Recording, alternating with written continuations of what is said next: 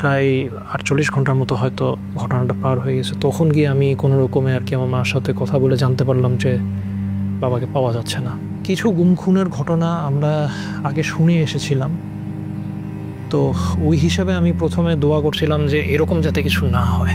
উত্তরা থানায় ওনারা বলতেছে ওনারা জিডি নিতে পারবে না, কোনো রিজনেবল গ্রাউন্ড ছাড়া। এটা কোনো কথা হলো না। আমি ওনার স্ত্রী, আমি পাগলের মতো সারাদিন এখানে ওখানে ঘুরতেছি আমার স্বামীর সন্ধানে, আর ওনারা আমাকে এইটুকু হেল্প করবে না? জিডি করেন, মামলা করেন, যা হওয়ার সব থানায় হবে, কোনো আপত্তি নেই যদি সেখানে এই ঘটনা ঘটে থাকে।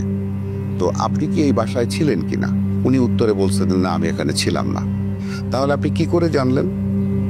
বলে যে ওই বাসার দারোয়ান বলছে, ওই বাসার লোক বলছে।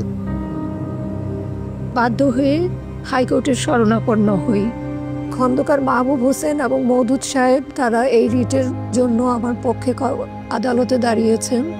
দীর্ঘদিন সংগ্রামের পরে কোর্ট অবশেষে একটি রায় ঘোষণা করেন যে সরকারকে নির্দেশ দেন যে আমার স্বামীকে যেন ওনারা খুঁজে বের করে দেন।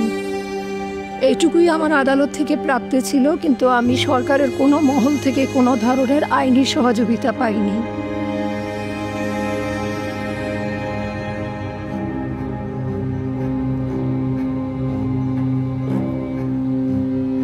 আমি সবার দুয়ারে গিয়েছি আমার স্বামীকে খুঁজে বের করে দেওয়ার জন্য। আমি সবার সাহায্য চেয়েছি। আমি প্রধানমন্ত্রীর অফিসে গিয়েছিলাম, কিন্তু আমাকে গেট থেকেই বিদায় করে দেওয়া হয়েছিল।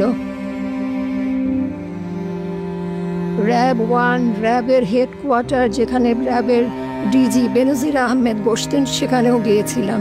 বেনজির আহমেদ আমাকে পাগল বলে ওনার রুম থেকে বের করে দিয়েছিলেন।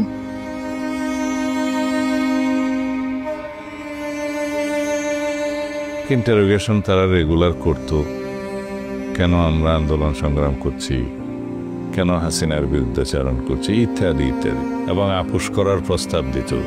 আমি বলতাম একমাত্র আল্লাহ রাব্বুল আলামিন ছাড়া এই দুনিয়াতে আর কাউকে পরোয়া করার কিছু নেই। আমরা দেশের জন্য, দেশের মানুষের জন্য, দেশের মানুষের অধিকার আদায়ের জন্য, ভোটাধিকারের জন্য, সমস্ত গণতান্ত্রিক এবং সাংবিধানিক অধিকারের জন্য আমরা সংগ্রাম করছি। এর সাথে আপোষ করার কিছু নেই। তারা অবশ্যই হাসিনার গোলাম বাহিনী, তার নির্দেশে গুম খুন করে বেড়াচ্ছে। তারা আমাদের কথা শুনবে কেন? কারণ আমাকে তো কোনোদিন রুম থেকে বাইর করে নাই। একটা দিন বের করেছিল, সেদিন রুম পরিষ্কার করার জন্য পানি টেনে দিয়ে গিয়ে যেন বুঝছিল এখানে বসানো হয়েছিল একটা চেয়ার দিয়ে চোখ বেঁধে, সেটা কিছুক্ষণ সময়ের জন্য।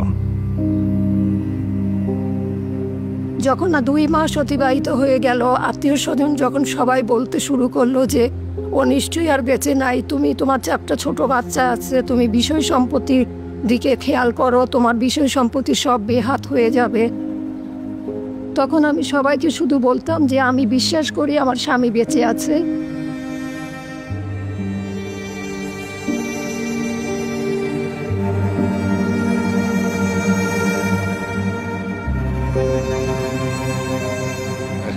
দিন পর্যন্ত আমাকে বন্দি করে রাখে। যেদিন আমাকে সেখান থেকে বের করে সেদিন গাড়িতে তোলার সময় আমাকে তারা বললো যে আপনাকে একটা জায়গায় নিয়ে যাব, ফিরে আসতে হয়তো 2-1 দিন লাগতে পারে। তখন আমার বিশ্বাস হচ্ছিল না তারা আমাকে ছেড়ে দেবে। আমাদের এলাকায় একটা গুজব উঠছিল যে পূর্ব জাফলং ইউনিয়নে ডাকাতির একটা সম্ভাবনা আছে। একটা 30-35 মিনিট আমি বাজার থেকে আসতেছি, আসার পরে দেখি 6টা গাড়ি আমাদের 2 ব্রিজের মধ্যেখানে। আমরা যে যার এলাকায় পাড়া মহল্লা আমরা জড়ো অবস্থায় ছিলাম, যাতে সত্যিকার অর্থে যদি কোনো ডাকাতের আক্রমণ হয়ে থাকে প্রতিহত করার জন্য আমরা দেশীয় লাঠিসোঁটা নিয়ে আমাদের পাড়া মহল্লা আমরা পাহারা দিচ্ছিলাম। পরের দিন প্রায় 2-2:30টার সময় শুনতে পাই সালাউদ্দিন স্যার এই শিলংয়ে প্রত্যক্ষ অবস্থায় পুলিশে পাইছে।